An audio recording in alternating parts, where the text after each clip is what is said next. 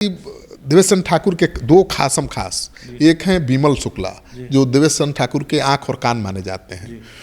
उन्होंने पैसा तो लिया अभिषेक झा से चुनाव वोटर बनाने के लिए और जाकर मदद कर दिया, पैसा दे दिया संजय झा को, मन लोगों को मदद दे दिया कि संजय झा की मदद करो।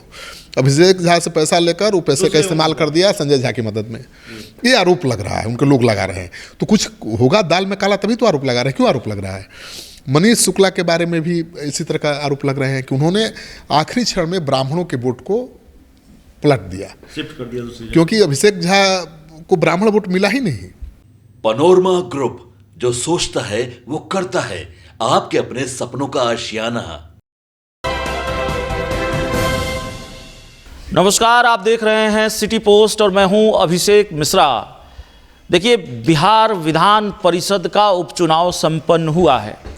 जेडीयू चुनाव हार गई है। हार जीत की बात हम नहीं करेंगे, खबर पुरानी हो गई। लेकिन इस हार को लेकर जिस तरह का रिएक्शन है उस पर बातचीत करेंगे, जो बवाल है उस पर बातचीत करेंगे। हमारे साथ हमारे एडिटर सर श्रीकांत सर हैं।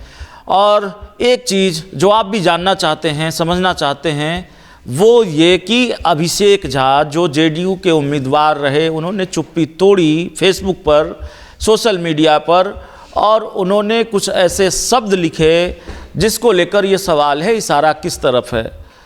कुछ शब्द ऐसे थे जिसको लेकर ये माना गया इशारा आनंद मोहन चेतन आनंद की तरफ है, लेकिन षड्यंत्र का भी इस्तेमाल किया, षड्यंत्र जैसे शब्द का इस्तेमाल किया, विश्वासघात जैसे शब्द का इस्तेमाल किया। क्या इशारा चिराग पासवान की तरफ था? सिटी पोस्ट एकमात्र वो चैनल जिसको अभिषेक झा ने इंटरव्यू दिया, सर के साथ बातचीत हुई अभिषेक झा की। तो हम समझना चाहेंगे कि सर जब ये सवाल पूछ रहे थे, षड्यंत्र वाली बात, चिराग पासवान वाली बात, तो अभिषेक झा के हाव भाव क्या बता रहे थे। और कुल मिलाकर जो इस वीडियो का लबोलुआब है वो ये है कि इस वीडियो के जरिए हम आपको बताना चाहते हैं कि क्या वाकई जेडीयू ये मानती है कि चिराग पासवान ने भी धोखा किया, चिराग पासवान ने भी भीतरघात किया। कल अभिषेक झा से आपकी बात हो रही थी सर, चिराग पासवान को लेकर जब सवाल आपने पूछा तो बहुत नकारात्मक जवाब नहीं था, बहुत हमलावर नहीं थे चिराग पासवान पर, लेकिन बहुत बुझे मन से कहा कि उन्होंने तो पहले ही ये स्टैंड क्लियर कर दिया। क्या हाव भाव थे अभिषेक झा के, और क्या आपको लगता है कि जेडीयू या अभिषेक झा जिम्मेवार मानते हैं चिराग को भी? देखिए, अभिषेक झा ने तो कह दिया कि सट करके लोगों ने खंजर भोंका, अपने लोगों ने धोखा दिया, अपने लोगों ने षड्यंत्र किया। तो अब बाकी क्या रह जाता है? अब उनको चिराग पासवान से कितनी उम्मीद होगी?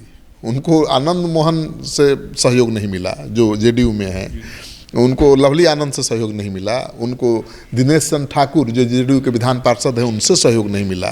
तो क्या उम्मीद करेंगे वो चिराग पासवान से और बीजेपी से?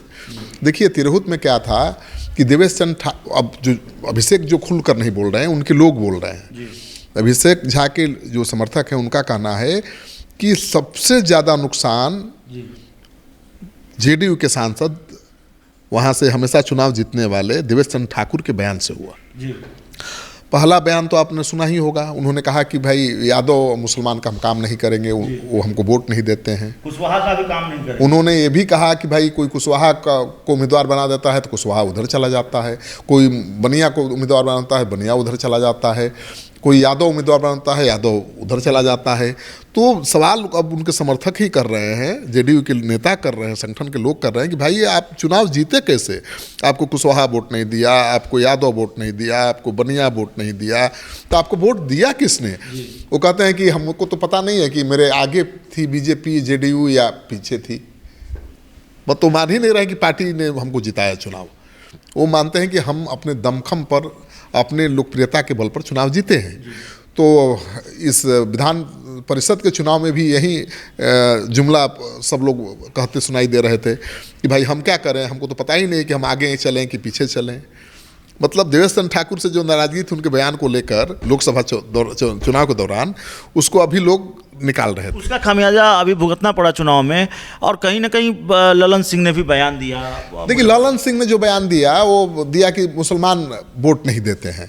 उनके इस बयान का बहुत असर नहीं है। वहाँ मुसलमान निर्णायक वोटर नहीं थे, वहाँ ब्राह्मण, भूमिहार, राजपूत ये निर्णायक वोटर थे। और वहाँ जिस तरह से देवेश चंद्र ठाकुर जी ने पार्टी के खिलाफ बयान दिया कि भाई हमको तो पता ही नहीं चला कि बीजेपी जेडीयू के लोग आगे थे कि पीछे थे मेरे, मतलब हमारा कोई दिखाई नहीं दे रहा था आगे पीछे, हम अपने चुनाव जीते हैं। तो कार्यकर्ताओं में रैंक एंड फाइल में पूरी नाराजगी थी, ये तो क्रेडिट ही नहीं देते हैं चुनाव जीतने के बाद। ब्राह्मणों उन्होंने कहा कि कुशवाहा ने हमको वोट नहीं दिया, हमको बनिया ने वोट नहीं दिया, ठीक है, तो यादवों ने वोट नहीं दिया, मुसलमानों ने वोट नहीं दिया, तो मानकर चल रहे थे कि इनको वोट नहीं देना है, इनको सबक सिखाना है, वो असर था। और जो अभिषेक झा के लोग बोल रहे हैं, जो चीज़ें कह रहे हैं, इसमें अब ठीक है वो बोलते हैं, थोड़ा खुलेआम बोलते हैं, नेता वाला गुण नहीं है उनमें, तो ये उनकी कमजोरी हो सकती है या खासियत भी कह सकते हैं कि वो बिना लाग लपेट के जो मन में आता है, जो उनको लगता है वो बोलते हैं।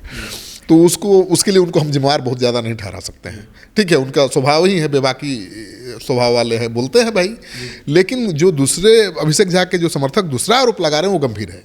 वो आरोप लगा रहे हैं कि देवेश चंद्र ठाकुर के दो खासम खास, एक हैं बिमल शुक्ला जो देवेश चंद्र ठाकुर के आँख और कान माने जाते हैं, उन्होंने पैसा तो लिया अभिषेक झा से चुनाव वोटर बनाने के लिए और जाकर मदद कर दिया, पैसा दे दिया संजय झा को, मन लोगों को मदद दे दिया कि संजय झा की मदद करो। अभिषेक झा से पैसा लेकर वो पैसे का इस्तेमाल कर दिया संजय झा की मदद में। ये आरोप लग रहा है, उनके लोग लगा रहे हैं। तो कुछ होगा दाल में काला, तभी तो आरोप लगा रहे हैं। क्यों आरोप लग रहा है? मनीष शुक्ला के बारे में भी इसी तरह का आरोप लग रहे हैं कि उन्होंने आखिरी क्षण में ब्राह्मणों के वोट को पलट दिया, शिफ्ट कर दिया दूसरी, क्योंकि अभिषेक झा को ब्राह्मण वोट मिला ही नहीं। सीतामढ़ी में सबसे कम मिला, 2000-2500 ब्राह्मण वोट मिला होगा और 6000 वोट मिल गया संजय झा को।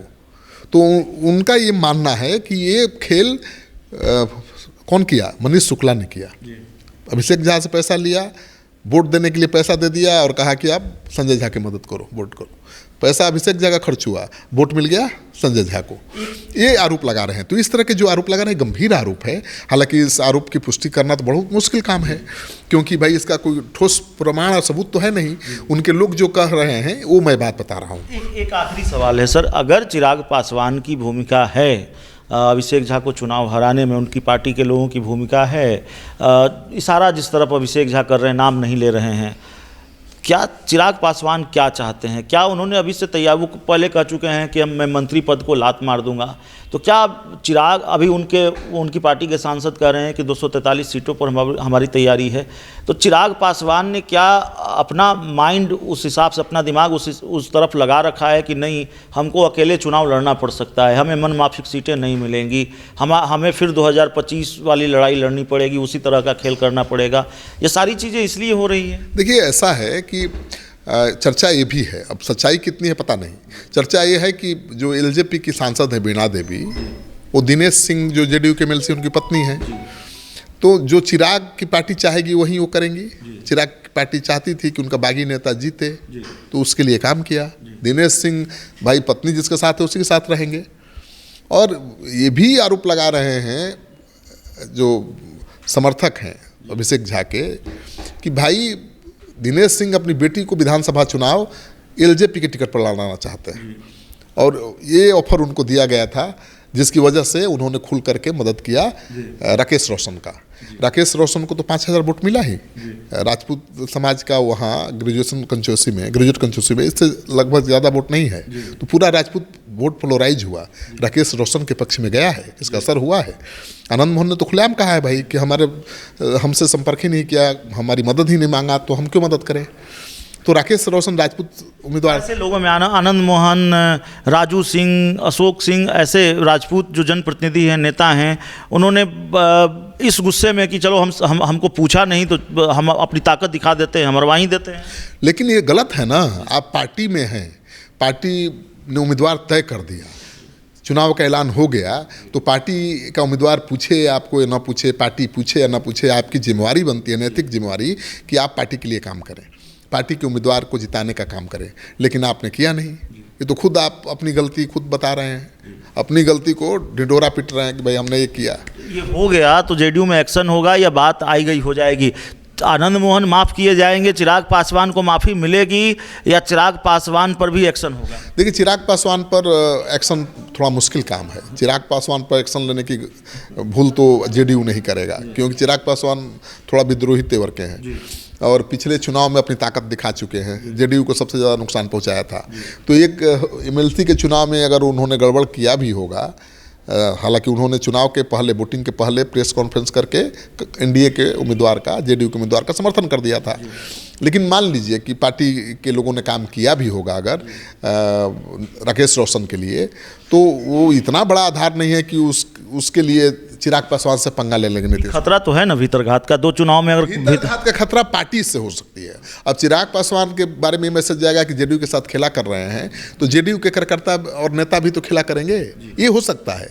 लेकिन वो चुनाव में होगा, वो गठबंधन पर कोई असर नहीं पड़ेगा। अभी नहीं पड़ेगा, लेकिन 2025 के विधानसभा चुनाव के वक्त जेडीयू के जो कार्यकर्ता हैं वो चिराग के साथ खेल करेंगे या चिराग के कार्यकर्ता जेडीयू के साथ? हाँ, अब आनंद मोहन पर आपका सवाल है कि आनंद मोहन जो कह रहे हैं कि भाई हमको पूछा नहीं गया इसलिए हमने मदद नहीं किया। अब पार्टी चौथे नंबर पर पहुंच गई है, तो सर तो झुका है नीतीश कुमार का, क्योंकि वो सीट तो जेडीयू की थी, लगातार जेडीयू के सांसद जीत रहे थे। तो मुझे लगता है कि आनंद मोहन के खिलाफ भी अभी पार्टी कोई कार्रवाई नहीं करेगी। देखिए, चुनाव है, आनंद मोहन को लाए थे क्यों नीतीश कुमार? बिहार में राजपूत समाज का कोई नेता नहीं है, भूमिहार समाज का भी कोई बड़ा नेता नहीं है, आज की तारीख में ब्राह्मण का भी कोई नेता नहीं है, तीनों मैदान खाली है। तो आनंद मोहन ऐसे में एक नेता हैं राजपूत के, जिनकी पहचान है राजपूत नेता के रूप में। बड़ा कन्फ्यूजन है, नीतीश कुमार हैं किसके साथ? आनंद मोहन जो सीधे नीतीश कुमार को ही धमकी देते हैं, चेतन आनंद चिराग पासवान से भिड़ जाते हैं, आनंद मोहन भी भिड़ जाते हैं, देवेश चंद्र ठाकुर से चेतन आनंद भिड़ जाते हैं। आप ही ने बताया कि बड़ा बंगला मिल गया चेतन आनंद को, इनाम मिल रहा है, सजा नहीं मिल रही, एक्शन नहीं हो रहा है। तो भाई उन्होंने काम भी किया था ना, नीतीश सरकार को बचाने में अहम भूमिका निभाई थी। अगर चेतन आनंद आखिरी क्षण में नहीं भागते आरजेडी छोड़कर, तो तेजस्वी यादव ने खेला कर दिया था। कहा था तेजस्वी यादव ने खेल होगा, खेला हो गए, तो खेला हो गया था। लेकिन चेतन आनंद ने खेला बिगाड़ दिया, नीतीश कुमार की सरकार बचा दी, तो उसका इनाम तो मिलना था। अभी तो बंगला मिला है मंत्री का, मंत्री भी बन सकते हैं, मंत्रिमंडल विस्तार होना भी है, आपको पता है। बीजेपी के भी कई मंत्री बनने हैं, जेडीयू की सीटें कई खाली हैं। तो मुझे लगता है कि अभी आनंद मोहन के फैमिली के खिलाफ कोई एक्शन जेडीयू नहीं लेगा, क्योंकि अभी चुनाव सर पर है। तो अभी एक्शन नहीं होगा, चुनाव सर पर है। इस पूरी रिपोर्ट में इतना ही। बहुत बहुत धन्यवाद।